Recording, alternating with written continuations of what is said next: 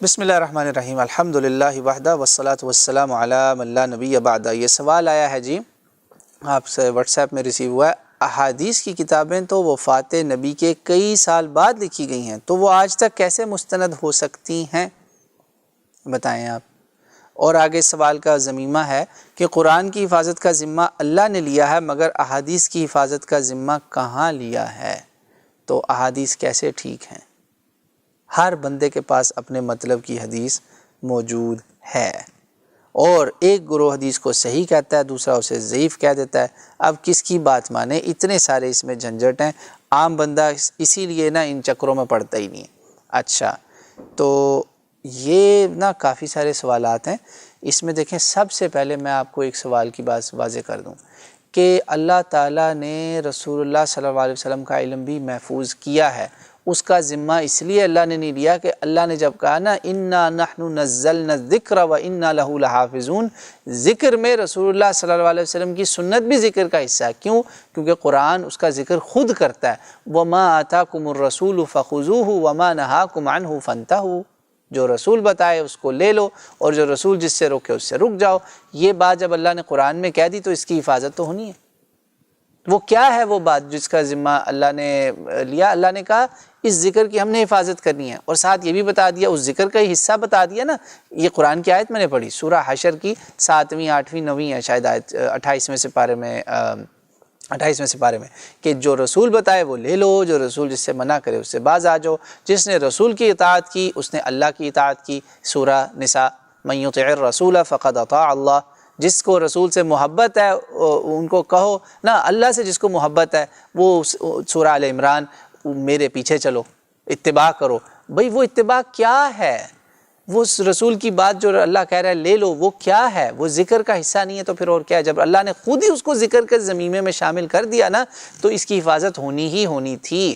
اگر رسول اللہ صلی اللہ علیہ وسلم کی باتوں کی حفاظت نہ ہو سکی، نہیں ہوئی ہوتی، تو پھر اس امت کو نیا نبی چاہیے تھا، لازماً چاہیے تھا۔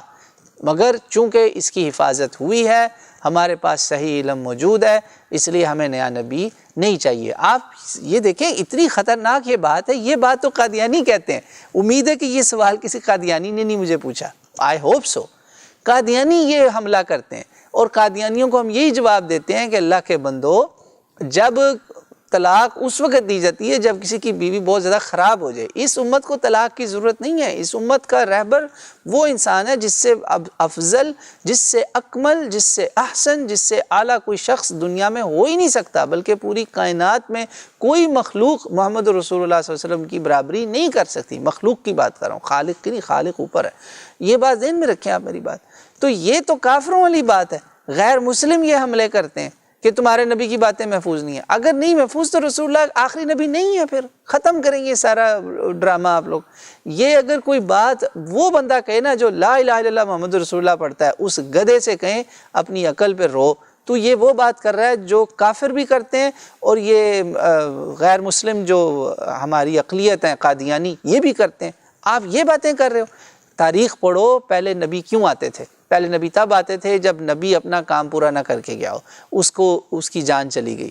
نبی تب آتے تھے یا اس کی تعلیمات کی کوئی حد ہوتی تھی، علاقائی حد، کہ یہ عیسیٰ علیہ السلام نے بولا کہ جو میرے پاس ہے وہ تمہارے لیے نہیں ہے۔ مثلا کسی عورت کو منع کر دیا کہ میں تمہیں نہیں تعلیم دے رہا، غیر بنی اسرائیلی عورت تھی، ٹھیک ہے، یا ان کی تعلیمات کے اندر علاقائی حد کے ساتھ ساتھ ٹائم کی بھی لمٹ ہے، ٹھیک ہے، ٹائم ریسٹرکشن بھی ہے۔ یہ ساری کی ساری ریسٹرکشنز ہیں اللہ کے بندے۔ تو نیا نبی تو آنا ہی آنا ہوتا ہے۔ آپ مجھے بتائیں رسول اللہ صلی اللہ علیہ وسلم کی باتوں میں کوئی ریسٹرکشن ایسی ہے؟ رسول اللہ نے کہا ہو یا قرآن کی کوئی آیت ہو کہ یہ محدود وقت کے لیے ہیں؟ تو میرے بھائی ایسی بات نہ کریں جس سے آپ غیر مسلموں کو ہتھیار دے رہے ہیں۔ ہم غیر مسلموں کو ہتھیار تو نہ دیں۔ رسول اللہ صلی اللہ علیہ وسلم کی تعلیمات بھی دائمی ہے، آپ کا پیغام بھی دائمی ہے، اور آپ کی نبوت بھی دائمی ہے۔ یہ قیامت تک جاری رہنے والا کام ہے، ورنہ تو آخری نبی آپ ہو ہی نہیں سکتے پھر، ٹھیک ہے نا۔ امید ہے انشاءاللہ یہ معاملہ واضح ہو گیا ہوگا۔ اور یہ جو بات آپ نے آخر میں کی نا کہ وفات کے بعد لکھی گئیں کتابیں بے شک بعد میں لکھی گئیں، مگر حدیث تو رسول اللہ کی زندگی میں لکھی گئی، یہ کسی کو نہیں پتا۔ صحیفے کے صحیفے صحابہ کے موجود تھے جو آپ صلی اللہ علیہ وسلم کی زندگی میں لکھتے تھے۔ یہ بھی کافروں کا حملہ ہے۔ میں جانتا ہوں، میں کافروں کی کتابیں پڑھی ہیں، ان کے آرٹیکلز پڑھتا ہوں، روز ان کی بک بک سنتا ہوں۔ تو ٹھیک ہے نہیں. تو یہ جو ہے نا ہر بندے کے پاس اپنے مطلب کی حدیث موجود ہے. یہ فرقہ وارانہ لوگوں کے کام ہے، اور واقعی جو غیر فرقہ وارانہ بھی اپنے آپ کو کہتے ہیں نا، وہ بھی یہ دھوکہ دیتے ہیں. یہ صرف اگین وہی بات ہے، فروعی مسائل ہیں. ہاتھ چھوڑ کے پڑھ لی نماز، ہاتھ باندھ کے پڑھ لی نماز، ہاتھ یہاں ایسے باندھ لیے یا ایسے باندھ دیے، یا رفع یدین ایسے کی یا ایسے کی. اور یہ کیا ہے یار؟ اس سے کون سا کسی کا اسلام بگڑ جانا ہے؟ یہ ساری کی ساری رسول اللہ صلی اللہ علیہ وسلم کی سنتیں ہیں، اور یہ زندہ ہے الحمدللہ. آمین. اونچی جو نہیں پڑھتا یا جو اونچی پڑھتا ہے، یہ تو کچھ چھوٹے چھوٹے مسئلے ہیں. آپ مجھے یہ دکھائیں نا 2 حدیثیں کہ اللہ ایک ہے یا اللہ 2 ہیں، کوئی ایسی حدیث دکھائیں.